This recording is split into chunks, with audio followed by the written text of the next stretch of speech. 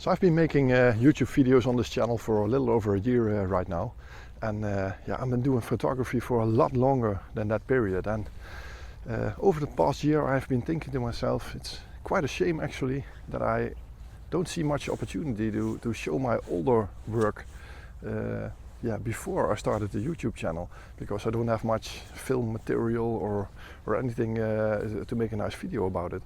And then quite recently I was watching a video from my fellow OM System ambassador Espen Helland, and he found this thing to talk about his photos and tell the story behind it. So that's something I want to try, something different today. Today I want to talk to you about one of my favorite images that I caught.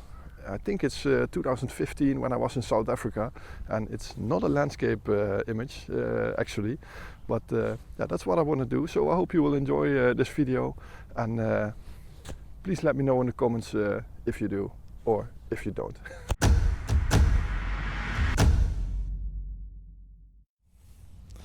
So for the first image in this series, I'm taking you back to 2015.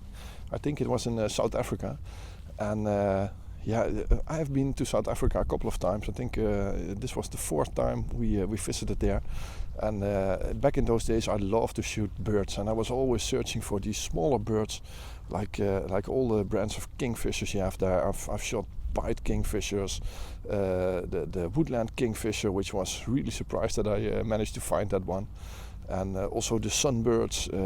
I just took many different species of birds during those trips, and particularly the roller family was the one I was always interested in.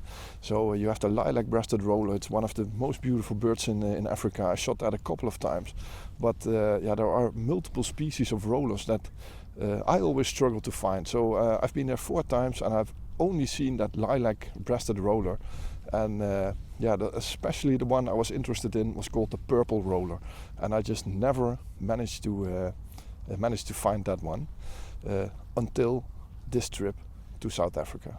So during this trip we were staying in Punda Maria rest camp. It's in the far north of the Kruger National Park, and we had multiple stops along the way. Our plan was to travel south, and the evening before this image I was sitting in a waterhole in this rest camp, and I was shooting a beautiful panorama of elephants during sunset that were just standing next to this waterhole.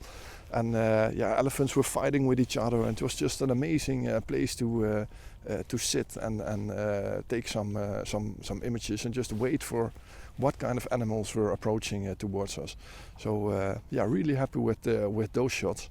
And the next morning we got up, and I had a terrible night of sleep. We were sleeping in some sort of a luxury tent, and somehow a sort of animal just got under the floor of our tent, and it was scratching and making noises for the whole night, and we still don't know what it was, what was underneath there, but it kept me awake for almost the whole night.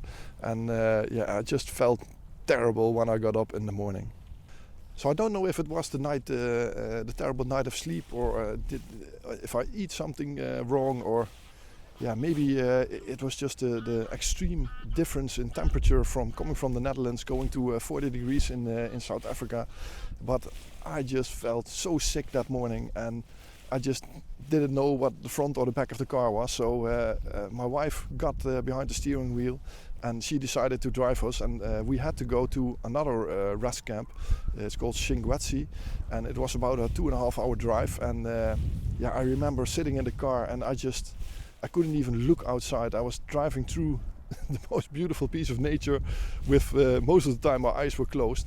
And at one point my wife just said to me, "Oh my God, we are in the middle of a herd of buffalo."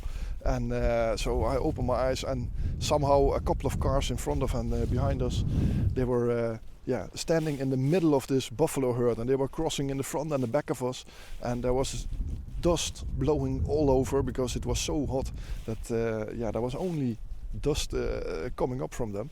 And that's actually the only thing I remember from the whole trip to the south of Shingwetsi. So when we arrived in Shingwetsi rest camp, it was I think about 10 o'clock in the morning, and we were only allowed to get into our cabin halfway noon, so about 3 or 4 o'clock. And I was sitting there in the car, and I was, at some point we even started to doubt if I had malaria or something, but I didn't remember being bitten by mosquitoes, so the possibilities of that were really small. But the woman at Shinguetsi advised us to continue to the next rest camp, which was Mopani, and we were going to stay there the next day. And she said that there was a doctor there, and if there was really something wrong, they were easier to help us. So I was sitting in the car the whole time, but somehow my wife arranged that we could exchange our cabin in Shinguetsi to one in Mopani. So we got back in the car, and instead of doing one night Shinguetsi, one night Mopani, we booked 2 nights in the Mopani rest camp. And I just closed my eyes again, and my wife drove south towards Mopani. And I just don't remember anything about about this trip. I looked at my photos, and I don't even have photos from between those 2 camps because I was feeling so terrible. So finally we arrived in Shinguetsi, in Mopani at this point. And luckily the woman in the reception gave us the key to our cabin, so we could get in there earlier as planned. And I just laid down on the bed for most of the afternoon, I think. And I just felt so terrible. I just can't remember feeling so terrible for a long time. And my wife just was sitting outside enjoying the sun and stuff.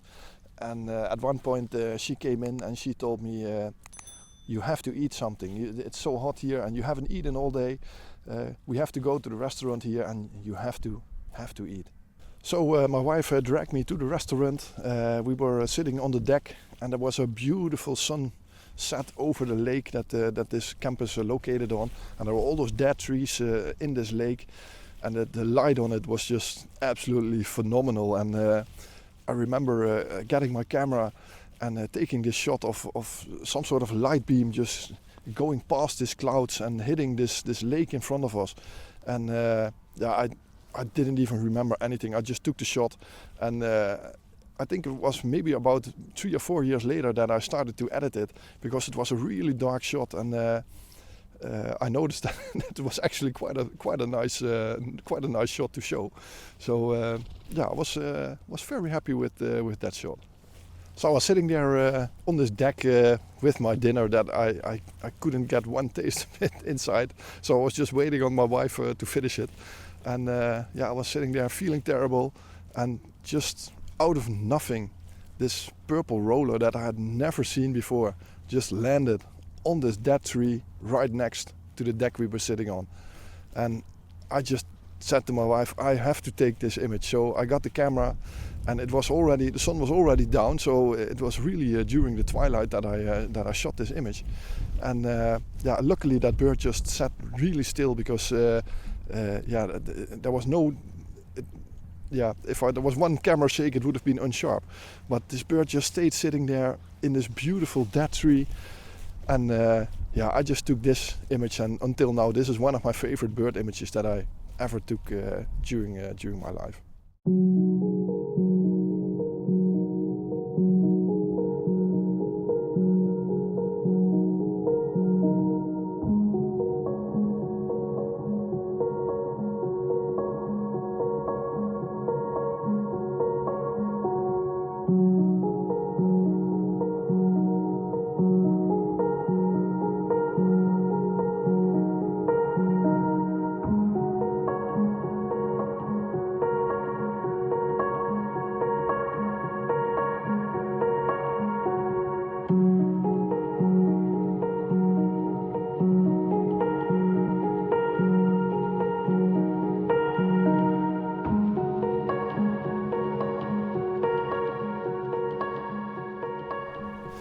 So I just couldn't even remember the next day that I took this shot, because I was just feeling so wasted. And somehow my wife just got the food into a doggy bag and dragged me back to our cabin.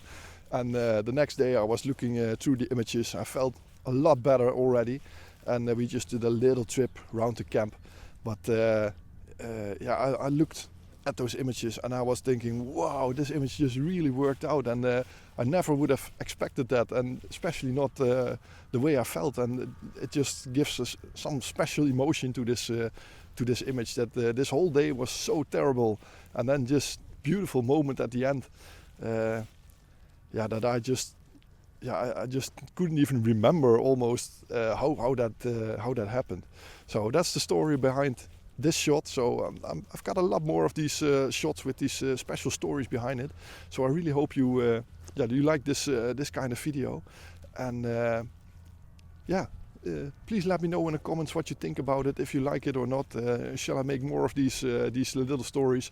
At least I like to show some of these older images this way. So I really hope you liked it. So stay tuned for this Sunday. There's another video coming up from a nature reserve quite close to my house. I'm actually in the floodplains around my house at the moment.